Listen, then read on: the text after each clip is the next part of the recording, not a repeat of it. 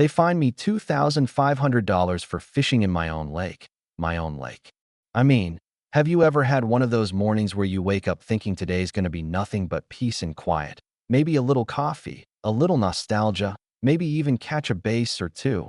And then, bam, here comes trouble walking straight out of a homeowners association nightmare. That's what happened to me. And if you've ever been bullied by someone with a little too much power, you're probably going to want to hear what went down.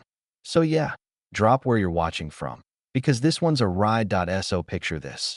It's 6 in the morning, the lake is glass, birds just starting up, and I'm sitting in the exact spot where Grandpa Joe taught me how to fish when I was just a kid.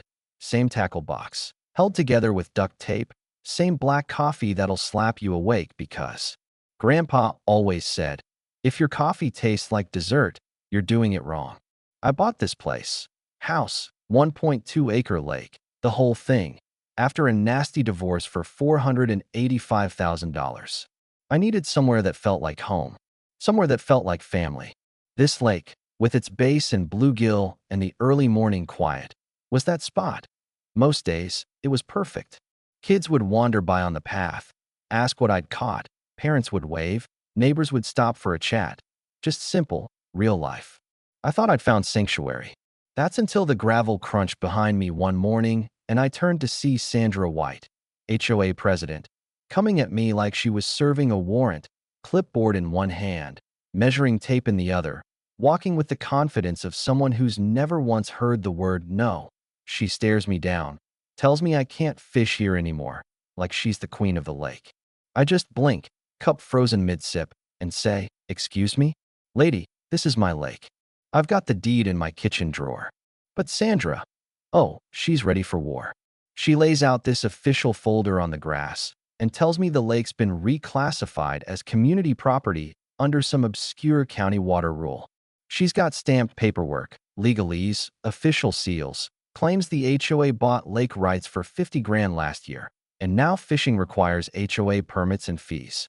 The thing is, the paperwork looked real. I mean, professional. The HOA had gone full corporate, and my peaceful morning instantly turned into a legal mess. She wasn't alone, either. My neighbor Harold peered nervously over his garden. 2 other neighbors hustled their kids inside, and the whole place felt like it had shifted overnight. Sandra's going through my stuff, photographing my tackle box, even my mug, mumbling about compliance violations. I tried reasoning with her, showed her my property lines, but it was useless. She slapped a $2,500 fine on me for unauthorized recreational activity. I spent that whole day researching, and, terrifyingly, her documents checked out. The old county rule was real. The county office confirmed it. A lawyer wanted $40,000 just to get started, with no guarantee I'd win. Turns out Sandra knew every loophole, every form, every trick in the book. This wasn't about community, it was about power. And suddenly, my peaceful little world was a battleground. From there, it got worse, fast. Every day at dawn, Sandra would appear, heels clicking, camera out, measuring my dock, citing me for storage violations, landscape issues, even the noise of me stirring my coffee. She turned the neighborhood into her own police state. Neighbors started avoiding me, kids disappeared, and my reputation got torched in a matter of days. For $1,700 in fines by week's end, and I felt like a ghost in my own home. Then Harold, quiet, old county clerk, always tending his roses, sidled over and told me in a hushed voice, "She's done this before." Ran out 6 families using the same playbook, obscure rules, relentless pressure, until they crack. He knew the patterns, knew something was off with the paperwork's timing, like Sandra always had things filed before she should have, as if she had insider access. But it wasn't just Harold who stepped up. Jessica, the HOA secretary, a single mom, works at the local bank, pulled me aside, shaking, and told me something was wrong with the $50,000 lake management payment. She'd written the check, but never saw any proof it went to a real company. When she checked, there were no receipts, just a shadowy paper trail and a board vote that happened when half the members were away. I started digging. The company names tied to those payments were just shells, buying up houses from families Sandra had forced out, flipping them at a profit. And then, right as my financial world started crumbling, foreclosure notice in the mail, job terminated because of community complaints, savings dwindling, depression eating me alive. Sandra's shell company made a cash offer on my house. $290,000, when it was worth nearly $500,000. Cash, 5 days, no inspection. That's when Harold and I knew we were looking at a real criminal operation, not just a power-hungry neighbor. We teamed up. Harold's bureaucratic know-how, my tech skills, and a little late-night hacking into public records. What we found blew the whole thing wide open. Sandra had diverted the $50,000 into her own shell company, bought out distressed neighbors, forged invoices, and backdated filings to fake legitimacy. This was full-on embezzlement, fraud, federal crime territory. Jessica, torn up about helping her, finally cracked. At a packed emergency board meeting, she stood up and confessed everything. The coercion, the false statement against me, the threats against her job and her daughter. The restraining order against me was lifted on the spot. Suddenly, the community saw Sandra for what she was, a criminal hiding behind a clipboard. The board held a lightning vote to sell me the legitimate lake rights for $65,000, more than they ever got from Sandra's fake deal. In that moment, Sandra's power evaporated. All her fines, threats, and citations, gone, nullified.